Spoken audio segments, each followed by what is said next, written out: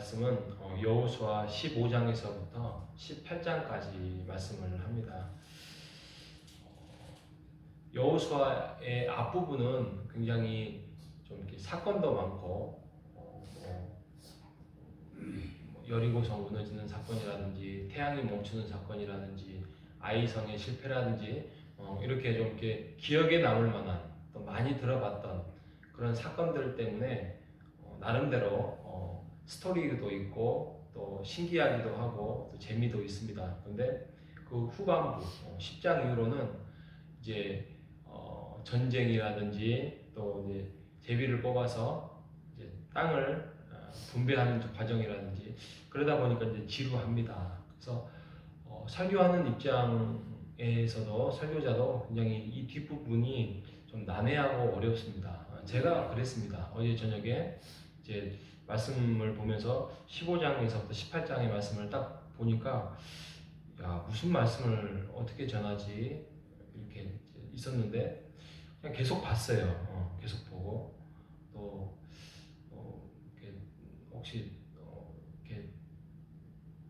다른 분들은 어떻게 할까 책도 한번 다른 서적도 한번 살짝 봤어요. 살짝.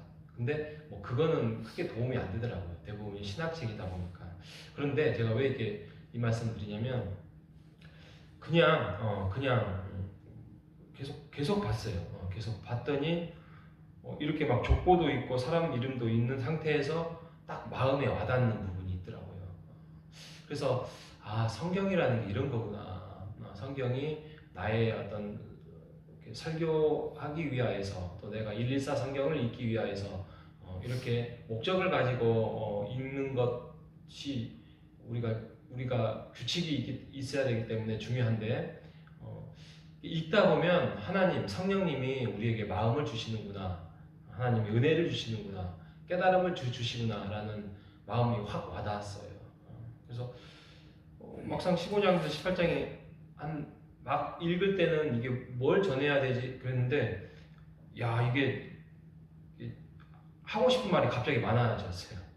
하고 싶은 말이 많아졌는데 이게 성령님께서 근데 가장 우리가 오늘 우리 화산락교회에 가장 필요하고 또 우리 마음에 필요하고 그게 뭘까 또 이렇게 하게 되는 그래서 제가 부탁드리고 싶은 거는 성경이 어렵다 놓지 말고 성경을 정말 한 장이라도 두 장이라도 오늘 어제 이번 주를 못했다면 오늘이라도 또 한번 읽어보는 그게 족보라 할지라도 그게 힘든다 할지라도 마음에 와닿는 한 절이 있어요. 예를 들어서 15장 63절에 보면 예루살렘 주민 여부수 족속을 유다 자손이 쫓아내지 못하였으므로 여부수 족속이 오늘까지 유다 자손과 함께 예루살렘에 거주하였다. 이게 그냥 휙 지나갈 수 있는 부분인데 그 땅을 들어가서 가나안민들을 쫓아내지 못했다라는 부분이 있고요. 그리고 16장 10절 끝부분에 봐도 그들이 게셀에 거주하는 가나안 족속을 쫓아내지 아니하였으므로 가나안 족속이 오늘까지 에브라임 가운데 거주하여 노역하는 종이 되니라. 17장 12절 므낫세 자손이 그 성읍들의 주민을 쫓아내지 못하며 13절 이스라엘 자손이 강성한 후에야 가나안 족속의 노역을 시켰고 다 쫓아내지 아니하였다. 17장 18절 산지도 내 것이 되리니 중간 생략하고 끝부분에 내가 능히 그들을 쫓아내리라 하였더라. 근데 나중에는 이제 쫓아내지 않습니다. 뒷부분 나와 있지 않지만 이런 부분들이죠. 그래서 성경을 읽을 때 이게 반복되고 있는 부분들이 중요하고요. 그리고 성경을 읽을 때 나에게 주신 마음 그게 꼭 지금 그 메시지가 당장 우리에게 주어지는 그게 정확한 것들이 아니라 할지라도 나에게 주신 말씀을 가지고 우리가 깨닫게 되면 은혜가 됐습니다. 그래서 우리가 성경을 통하여서 우리가 놓지 말고 부지런히 열심히 읽다 보면 하나님께서 은혜를 주신다는 말씀을 꼭 전하고 싶어서 이 말씀을 드렸고요. 그 부분에 대해서 쫓아내지 않는 부분이 있어요.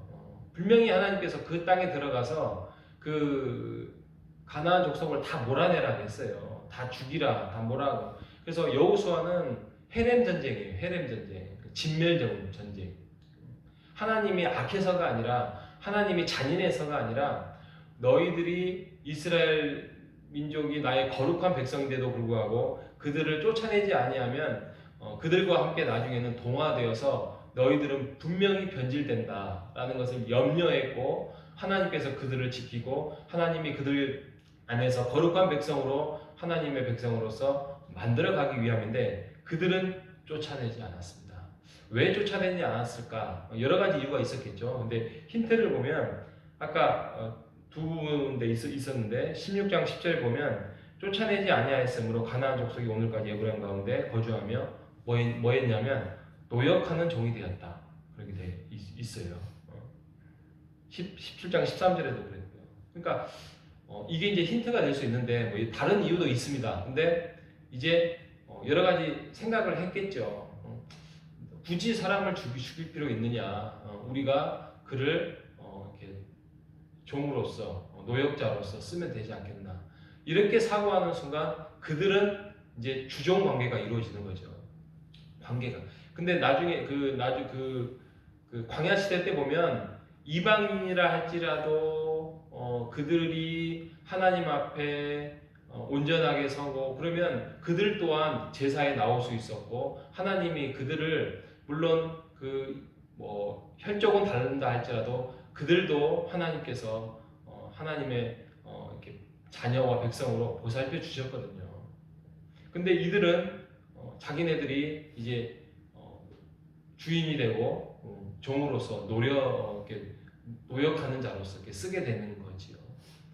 그러면서 이제 사람이 이제 그러다 보면 게으름에 빠집니다. 게으름에 빠지고 온전한 모습으로 하나님을 쫓아가지 않는 모습. 그래서 죄는요 타협에서부터 시작됩니다. 죄는 타협에서 시작하고 게으름에서부터 시작됩니다. 이게 죄가 큰 일이면 당연히 하지 않습니다. 사람을 죽이든가 도둑질을 하거나 이런 것들을 하지 않습니다. 그런데 죄는 처음에는 이 정도는 괜찮겠지, 이번에는 넘어가도 되겠지, 하나님이 이거에 대해서는 눈 감아 주시겠지라는 타협에서 시작되고요. 그리고 내 몸이 아픈데, 내가 지금 귀찮은데, 나 오늘은 쉬고 싶은데, 이렇게 타협에서부터 죄는 시작된다는 사실. 그게 게으름에 빠지게 되고 그 게으름 속에서 우리가 하나님을 불순종하고 거역하는 환경까지 간다는 사실 여러분 기억하시기를 바랍니다. 우리가 말씀을 통하여서 부지런히 우리가 깨달아야 할 이유가 그거에 있습니다. 하나님이 우리에게 말씀을 통하여서 깨달음을 주려고 하는데 우리가 오늘은 괜찮겠지, 이번 주는 괜찮겠지, 그런 타협, 그리고 그러다 보면 그런 것들이 타협이 쌓이다 보면 이제 게으름이 되고 그 게으름이 결국에는 타성이 되고 습관이 되고 그래서 또 1년이 지나가게 되는, 그래서 말씀과 하나님과 동행하지 못하고 그냥 잘못된 우리의 신앙생활을 할 때가 많습니다. 우리가 여호수아를 이제 오늘 이번 주 안에 또 끝나지만 우리가 말씀 속에서 어떤 말씀이든지 간에 하나님이 오늘도 나에게 무슨 말씀을 들려주실까에 대해서 기대감을 가지고 우리가 말씀을 가까이 하는 우리 모두가 되시기를 바랍니다. 잘못된 것들은 그게 죄의 습관이든 죄의 어떤 잘못된 모양이든 그것을 쫓아내는 우리 모두가 되시기를 주님의 이름으로 축복합니다. 하나님 아버지 감사합니다. 말씀을 살펴봐도 알지 못하고 깨닫지 못할 때에 하나님께서 우리를 찾아와 주셔서 말씀으로 일하시고 역사하시고 인도해 주셨던 것들이 한두 번이 아니라는 사실을 우리가 무엇보다도 더 잘 압니다. 하나님 말씀에서 우리가 더욱더 하나님을 만나고 하나님과 교제하고 하나님의 인도하심을 깨달아서 우리가 오늘도 우리가 죄와의 싸움에서 타협하지 아니하고 게으름에 빠지지 아니하고 쫓아내는 우리가 될 수 있도록 인도하여 주시옵소서. 우리가 주인이 되어서는 안 됩니다. 우리의 인생의 주인은 하나님의 주인임을 우리가 고백하며 하나님을 쫓아가는 주의 자녀가 될 수 있도록 이끌어 주시옵소서. 살아계신 예수님의 이름으로 기도합니다. 아멘. 하늘에 계신